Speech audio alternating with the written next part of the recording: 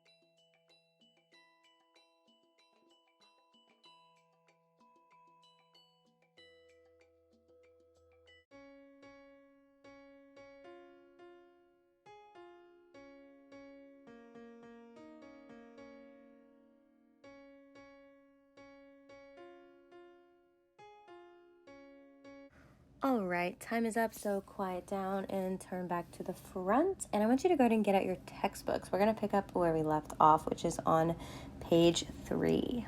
All right, while you're turning to page 3 of your textbook, I'm going to explain what we're going to do, which is I am going to read to you and you're going to follow along. So, turn to page 3. We're going to start with the box that says argument, which is where we left off yesterday. And I am going to start reading. An argument is a clear line of thinking aimed at proving a point.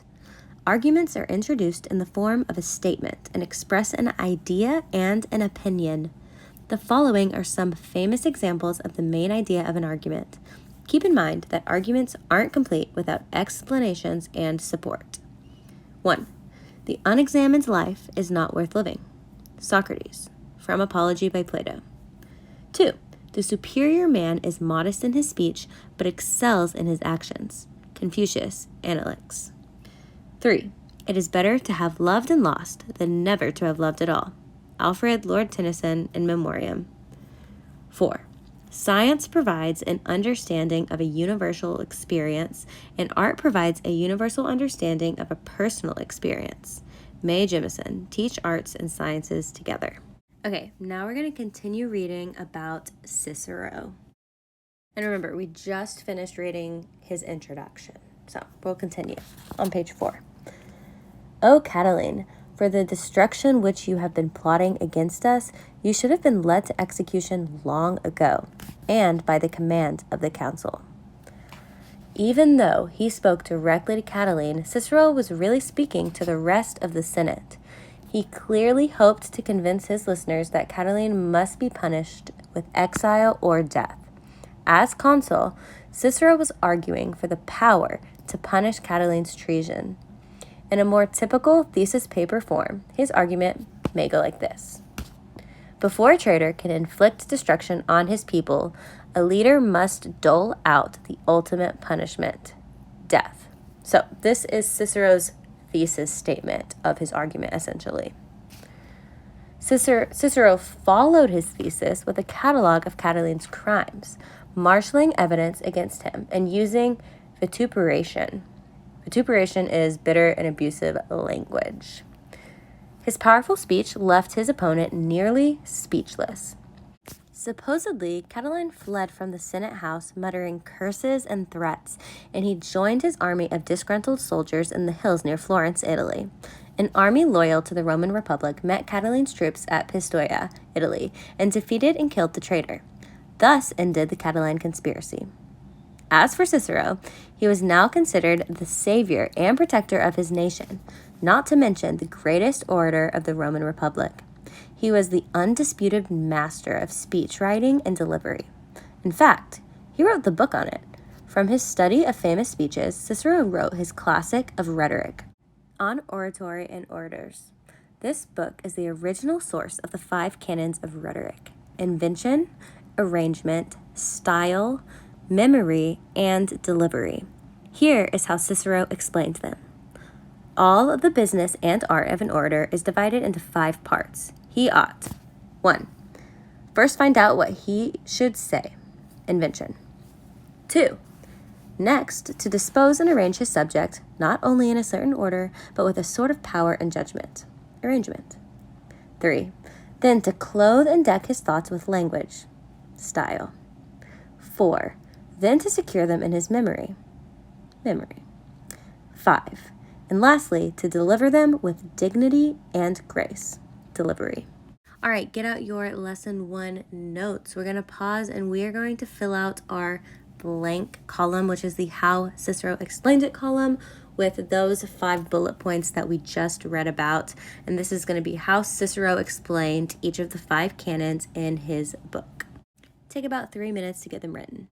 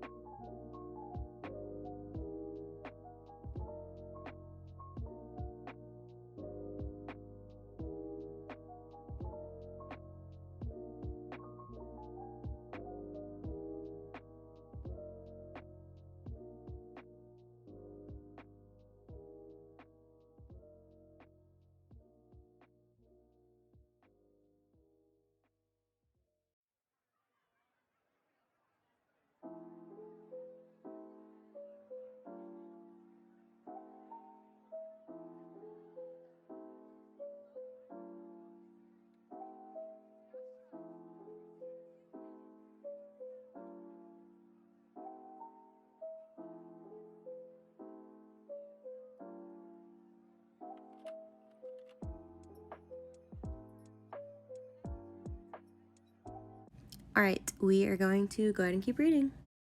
These steps may seem obvious. Writing and structures nowadays call invention, pre-writing, or brainstorming, and arrangement is called outlining. Back in the ancient days of Rome, however, this 5-part theory was something new and eye-opening. The respected Roman educator Quintilian said, "It was Cicero who shed the greatest light, not only on the practice, but on the theory of oratory, for he stands alone among Romans as combining the gift of actual eloquence with that of teaching the art." He added that, for posterity, the name of Cicero has come to be regarded not as the name of a man, but as the name of eloquence itself. For the debt that Rome owed Cicero for teaching rhetoric and supporting representative government, you would think he earned a happy retirement. But 20 years after the Catiline crisis, Cicero used his eloquence to speak out against the rising power of Mark Antony. Angry about being called the cause of war, the cause of mischief, the cause of ruin, Antony sent killers after Cicero. Not only did they whack off his head, but they also cut off his right hand, the hand of the greatest writer of his generation, to show that his rhetorical skill had died. The head went on display in Rome, where Antony's wife, Fulvia, stuck her hairpin in Cicero's dead tongue. It was her way of getting revenge on the man who spoke with such eloquence against power-hungry men such as Antony. In spite of this last indignity, Cicero's memory lives on, and because of him, you now know what to do if you need to warn your nation about something catastrophic. For that matter, you know what to do if you must deliver any kind of speech. You must speak up with the help of the 5 canons of rhetoric: invention, arrangement, style, memory, and delivery. It is not enough to just know about the 5 canons, however. To become truly persuasive, you need to practice them and have lots of patience besides. All right, now flip to page 6 and look at the bottom. I'm going to read Ak and Limerin, which is adapted from a traditional Filipino tale, and I want you to follow along because then you're going to do an assignment over this reading. Once Ak, a hawk, stole a salted fish which was hanging in the sun to dry. He flew with it to the branch of a camanchile tree, where he sat down and began to eat.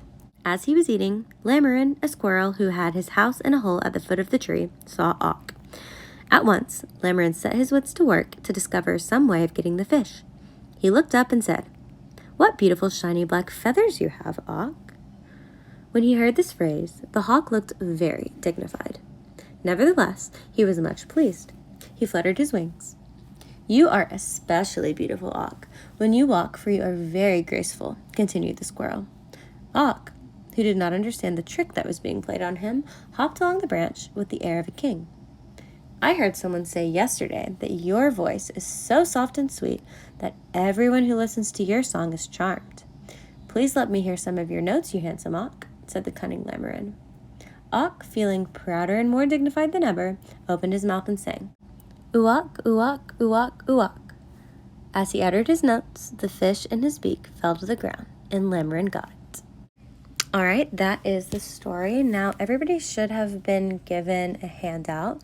It's the Ak and Limerin chart, and we are going to work on that for the rest of class. This is what it looks like. I'm going to go ahead and read the directions out loud. Rhetoric can be used for good purposes or for bad. It falls to each one of us to recognize when rhetoric is used harmfully. In the following Filipino tale, rhetoric is used for a bad purpose by the character of Limerin the squirrel. Read the tale on page 6 to 7 of your textbook. We already did, but you are probably going to want to look back at it. Then, using the chart below, explain how Limerin used invention, arrangement, style, and delivery. In your chart, I should see at least 3 sentences explaining each one of the 4, as well as a quote example from the text for each one of the 4 as well. This is due before you leave class today. It is due today before you leave class, so you have the rest of the class to work on it. Whenever you finish, put it in the tray and you can work on something for another class. I am planning on being back tomorrow. I miss you guys, I love you guys, and I know you're going to work hard and get this done before you leave.